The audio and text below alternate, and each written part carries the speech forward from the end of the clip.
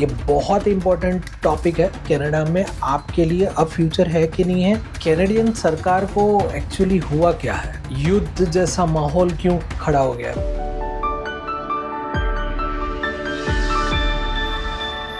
ये कैनेडियन सरकार को एक्चुअली हुआ क्या है, ऐसा क्या हो गया कि वो इंटरनेशनल स्टूडेंट के सामने पड़ गई है।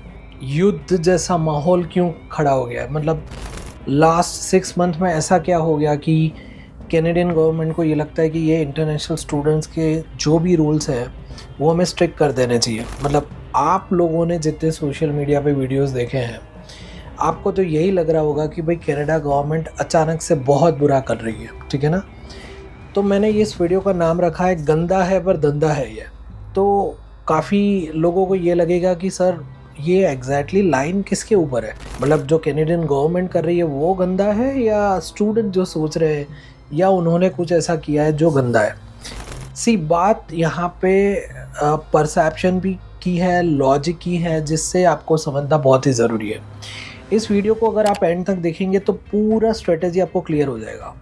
एक सिंपल सी बात समझिए कि कैनेडियन गवर्नमेंट का फंडा पहले भी क्लियर था, अभी भी क्लियर है कि उनको पूरा जो देश है वो इमिग्रेंट के बेस पे ही बनाना पड़ेगा, बिकॉज उनके पास इतनी सारी लैंड है, बट जो मैन पावर है, स्किल क्राइसिस है, वो फिल करने के लिए उनको इमिग्रेंट्स चाहिए। तो इमिग्रेंट्स कैसे चाहिए कि जिनके पास स्किल हो। तो उन्होंने डिफरेंट प्रोग्राम्स करके देखे, बट सबसे ज़्यादा अच्छा प्रोग्राम कौन सा चला कि स्टूडेंट, कि बीइंग अ स्टूडेंट अगर कोई बंदा उनके वहाँ पे पढ़ाई करने आता है, उनके हिसाब से पढ़ता है, उनके कल्चर में रहता है और उनके हिसाब से जो वर्क एक्सपीरियंस को गेन करेगा, तो ऑफकोर्स वो उसको परमानेंट रेसिडेंट देंगे, जिससे वो बंदा, मतलब जो स्टूडेंट है, वो एज ए इमिग्रेंट वहाँ पे रह जाएगा और फ्यूचर में वो कंट्री को काम पे लगेगा। और ऑफकोर्स कंट्री भी उसको एक अच्छा खासा लाइफस्टाइल दे रही है, बेनिफिट दे रही है, हेल्थ बेनिफिट है, एक प्योर लाइफ स्टाइल जो है उसको जो लिविंग रिक्वायरमेंट है वो दे रही है, सैलरी का लेवल दे रही है। वो सब चीज़ें कनाडा गवर्नमेंट भी दे सकती है और दिया, उन्होंने दिया भी है। अब हुआ ये है कि एट द एंड अब ये जो लास्ट सिचुएशन आके खड़ी है उसमें 3 पर्टिकुलर फैक्टर्स हैं या 3 लोगों का कसूर मान लो, कि जिसकी वजह से ये पूरे रूल्स आपको देखने को मिल रहे हैं। ये बहुत इंपॉर्टेंट टॉपिक है और ये जो मैं 3 जो चीज़ें बता रहा हूँ वो ऐसी नीश, या तो समझ लीजिए कि ऐसा डिटेल आपके पास रिज़ल्ट आ रहा है कि आपको पता चल जाएगा कि कनाडा में आपके लिए अब फ्यूचर है कि नहीं है, या तो आपका फ्रेंड, आपके सन या डॉटर या आपका रिलेटिव जो कनाडा में अभी है ऑलरेडी, उसका फ्यूचर क्या है। देखिए 3 लोगों में से सबसे पहले जो बात करते हैं वो है ऐसे स्टूडेंट जिन्होंने ये सोचा था कि यहाँ पे कनाडा में कुछ भी कोर्स लेके जाओ, कुछ भी पढ़ो, कुछ भी काम करो, कुछ भी मतलब सुपरमार्केट में काम कर लो, रेस्टोरेंट में काम कर लो, कोई भी छोटे मोटे मॉल में काम कर लो, आपको कंट्री में वर्क परमिट के बाद रहने के लिए परमानेंट रेसिडेंट मिल ही जाएगा। दूसरे वो लोग हैं जो हस्बैंड या वाइफ को स्पाउस वीज़ा पे लाते हैं और उसके बाद मान लीजिए उनके अंदर कोई भी एबिलिटी नहीं है तो कुछ भी काम करने के लिए कोई भी सैलरी में रेडी हो जाते हैं।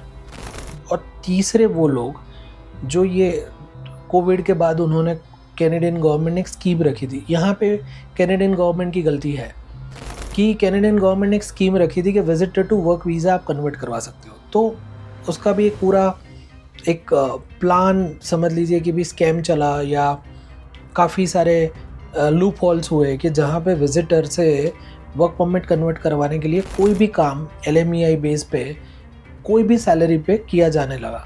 तो इसकी वजह से ये 3 लोगों की वजह से पूरे देश में तहलका बच गया। अब तहलका मचा कैसे एग्जैक्टली, तो सबसे पहली बात तो जो स्टूडेंट्स मैंने बताए, वो स्टूडेंट कोई भी कॉलेज में आ रहे थे और वो कॉलेज भी ऐसी थी कि जो कोई भी क्राइटेरिया के बिना बच्चों को एडमिशन दे रही थी। जो प्राइवेट कैंपसेस की कई बार कॉलेजेस जो PGWP पे रोक लगी, गवर्नमेंट ने लगाई, उसका स्टैंडर्ड यही था। साथ साथ में ये था कि बच्चे का भी मोटो यही था कि भाई मुझे कुछ भी करके घुसना है, तो वो मिनिमम क्राइटेरिया को मीट करता था और यहाँ पे आ जाता था। अब दूसरे वो लोग जो स्पाउस वीज़ा की मैं बात कर रहा हूँ, उनका तो यही था कि मेरे हस्बैंड या वाइफ को मैं पढ़ाई के लिए भेजूँ और मैं वहाँ जाके फुल टाइम काम करूँ। चाहे मुझे वो कंट्री में जाने के लिए लैंग्वेज नहीं आ रही हो, बिकॉज आइल्स की या टॉयफेल की या पीटी की स्पाउस वीज़ा में तब रिक्वायरमेंट थी भी नहीं और अभी भी नहीं है। तो मुझे लैंग्वेज आ रही है नहीं आ रही है वहाँ की, आई डोंट केयर, मैं कुछ भी जाके कुछ भी कर लूँगा। वहाँ के मार्केट को रिसर्च नहीं किया और वहाँ की स्किल्स को नहीं सीखा और वहाँ के मार्केट में घुस गए। और तीसरा विजिटर वाला जो मैंने बताया कि विजिटर में बंदा पहले से ही प्लान करके आ रहा है, इंडिया से ही या जो भी कंट्री से आ रहा है, तो वो देख रहा है कि मुझे तो वहाँ जाके बस LMEI ढूंढना है, या मैं पहले से प्लान में क्लियर हूँ कि मुझे LMI ये बंदे से मिल जाएगा and I will convert that visitor visa to work permit. तो ये पूरा जो 3 बंदों का स्कैम, मतलब समझ लीजिए कि 3 कैटेगरी के जो लोग थे उनकी वजह से जो स्कैम बना, उसकी इफ़ेक्ट ये मार्केट में आ गई कि Canadian citizen, Canadian permanent resident और जो स्टूडेंट अच्छा खासा अच्छी डिग्री लेके पढ़ रहे हैं, अच्छा मार्केट में वैल्यू क्रिएट कर सकते हैं, उन लोगों को अच्छी जॉब नहीं मिल रही थी, या तो वो सैलरी पे जॉब नहीं मिल रही थी जिसके लिए वो एलिजिबल है। क्यों? क्योंकि ये 3 लोग कोई भी सैलरी में कोई भी काम करने के लिए रेडी थे। तो ये कैनेडियन गवर्नमेंट को लेट ही सही बट पता चल गया, और वो अभी 1-1.5 साल में पता चला। देन दे हैव डिसाइडेड कि यार हमारे जो एलिजिबल सिटीज़न है या परमानेंट रेसिडेंट है, या जो आपके फ्रेंड्स, रिलेटिव या स्टूडेंट है या सन या डॉटर है जो आगे जाके PR होने वाले हैं या पढ़ाई अच्छी कर रहे हैं, सही में पढ़ रहे हैं, ठीक है ना, अच्छी कॉलेज में, अच्छी यूनिवर्सिटी में पैसा अच्छा खासा पे करके, टाइम अच्छा खासा इन्वॉल्व करके पढ़ रहे हैं, उनको फील्ड जॉब नहीं मिल रही जस्ट बिकॉज कि ये 3 कैटेगरी के लोग वैसे ही फैले हुए हैं। तो हुआ ये कि गवर्नमेंट ने ये 3 लोगों पे रोक लगाना शुरू किया। तो विजिटर टू वर्क परमिट कम किया, तो मतलब बंद कर दिया। तो उसकी वजह से ये होगा कि अब विजिटर से वर्क परमिट करने वाले लोग नहीं आ पाएंगे। स्पाउस वीज़ा पे रोक लगाई कि कुछ कैटेगरीज पे ही स्पाउस वीज़ा, मतलब हस्बैंड या वाइफ को लाया जाएगा जो हायर कैटेगरी का पढ़ाई करने आएंगे। और तीसरा जो लगाया ना, वो आप सोशल मीडिया पे अब देख रहे हो, उसका इफ़ेक्ट देख रहे हो कि स्टूडेंट जो कोई भी कुछ भी करने आए थे उनके लिए PR के दरवाजे बंद कर दिए। मतलब स्टूडेंट ने सोचा था कि मैं कुछ भी करके कोई भी स्टेट में जाके छोटा मोटा काम करके PR लेके फिर बाकी मेरे पसंदीदा जो शहर है, टोरंटो हो गया या वैंकूवर हो गया, जो भी है, मैं वहाँ पे आ जाऊँगा। तो गवर्नमेंट ने PNP पे रोक लगा दी। तो अब PNP पे रोक लग गई ना, तब जाके ये जो आप प्रोटेस्ट देख रहे हो या रैलियाँ देख रहे हो या जो विरोध हो रहा है, वो उसी चीज़ का हो रहा है। तो अच्छे स्टूडेंट हैं जो अच्छी तरीके से पढ़े हैं, उनका विरोध आप मार्केट में नहीं देख रहे हो। और सबसे बड़ी बात, मैंने एक क्वेश्चन बहुत मेरे जहन में आ रहा है जो मैं आपको पूछ रहा हूँ, मैं काफ़ी दिन से देख रहा हूँ कि ये जितनी भी पॉलिसीज़ कैनेडियन गवर्नमेंट ने चेंज की है ना, वो इंटरनेशनल स्टूडेंट के लिए की है, ना कि खाली इंडियन स्टूडेंट के लिए की है। तो आपको हर प्रोटेस्ट में, हर वीडियो में इंडियंस ही क्यों दिखता है और कोई सर्टेन कम्युनिटीज़ के ही बच्चे क्यों दिखते हैं? ये क्यों हो रहा है?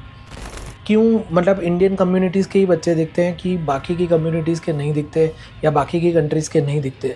क्यों ऐसा हो रहा है? जस्ट बिकॉज कि उनका जो मोटो था, वो जो बच्चे प्रोटेस्ट में हैं, उनका मोटो गलत था, कैनेडियन गवर्नमेंट का नहीं था।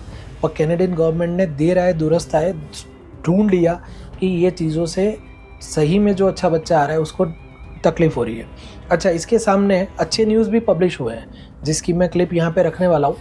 बट वो क्लिप में वो बता रहे हैं कि हमें बहुत सारे अभी भी स्किल वर्कर्स की ज़रूरत रहेगी आज से लेके 10-15 साल तक, ठीक है ना। और हमें बहुत सारे ऐसे लोग भी रहेंगे बिकॉज हमारे जो लोग हैं वो रिटायर हो रहे हैं, तो हमें नए इमिग्रेंट्स की ज़रूरत ऑलवेज़ रहेगी। बट वो वीडियो काफ़ी कोई दिखा नहीं रहा है, ना उसके ऊपर कोई वीडियो बना के बोल रहा है कि देखो कैनेडियन गवर्नमेंट अच्छा भी बोल रही है। 99% of economic growth in Canada is reliant on newcomers to keep coming to this country, full stop. And so the core of the Levels plan is critical, and Mark and it's a delicate balancing act to get it right with the comprehensive approach that he's mapped out. But there's something else. By 2032, our entire growth as a country, population growth, will be based on newcomers coming to this country. And this is also against a backdrop. I'll go into a sector of the economy right now. 400,000 skilled trades workers will retire by 2032. It's the great tsunami. It's just happening. Demographics is destiny. The other piece, though, is that with all the building that we're doing, the things that we want to achieve, we've got another demand of about 300,000 more skilled trades workers. So you can see that we have a challenge of making sure we have enough people with the right skills to get the right training to fit into the jobs that are needed so that we can grow the country. And that's why Mark and I and our departments are working so closely together, and we have broken down silos between our ministries so that immigration and labor market needs are very closely tied together. तो ultimate goal ये video का ये था कि आपको reality पता चले. I am not here to give you that only Canada is the best, other country नहीं है. नहीं, ऑफ कोर्स यूएसए भी अच्छा है, यूके भी अच्छा है, ठीक है ना, ऑस्ट्रेलिया, न्यूजीलैंड, यूरोप, बहुत सारे ऑप्शन है आप जहाँ जाना चाहते हो. बट आज का जो पीरियड हो गया है 2024 में, अब आपको ये डिसाइड करना होगा आप जो कंट्री में जा रहे हो ना, आपका पर्पस क्लियर हो, नंबर 1. नंबर 2, आपको रोड में पता हो कि आप एग्जैक्टली क्या करने जा रहे हो, उसके बाद क्या होगा और उसके बाद क्या मुझे करना है, तो मेरे स्टेप्स ये होने चाहिए. और नंबर 3, ऑथेंटिकेट गवर्नमेंट वेबसाइट को चेक करके जाओ, ना कि सोशल मीडिया के कोई भी वीडियोस से. मेरे वीडियोस को भी ट्रस्ट करने की ज़रूरत नहीं है. आप खुद स्टैटिस्टिक देखिए, जो भी मैंने डिटेल बताई है वो ऑलरेडी कैनेडियन गवर्नमेंट की डिफरेंट वेबसाइट से आपको मिल ही जाएगी. पर हमारा गोल ये था कि आपको अवेयर करें, और ये वीडियो से तब आपको पता चले कि आप जो सोशल मीडिया पे देखते हो वो रियलिटी कई बार नहीं होती है.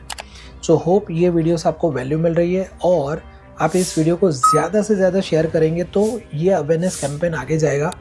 तो एक क्लैरिटी आएगी कि जो लोग कनाडा में हैं, वो हमारे काफ़ी स्टूडेंट ऐसे हैं कि जो उनके पेरेंट्स को बोलते हैं यहाँ पे ऐसा कुछ है ही नहीं, हमें आराम से जॉब मिल रही है. नहीं मिल रही है तो उन्हीं लोगों को कि जिनको जॉब मार्केट का पता नहीं है, या तो स्किल लेवल उनका अचीव नहीं हुआ है. बाकी जॉब तो मिल ही रही है, या तो बच्चे को ये बताया जा रहा है कि यहाँ टोरंटो छोड़ दो, आपको और जगह मिल रही है क्योंकि कंपटीशन ज़्यादा है, बट उससे ज़्यादा दिक्कत कहीं नहीं हो रही है. तो इस वीडियो को ज़्यादा से ज़्यादा शेयर कीजिए और हमें कमेंट में बताइए हम आपके और कौन कौन से क्वेश्चंस को आंसर कर सकते हैं study, work and settle abroad के लिए. And this channel is belong to those particular category who are looking for this kind of services and the knowledge. Thank you.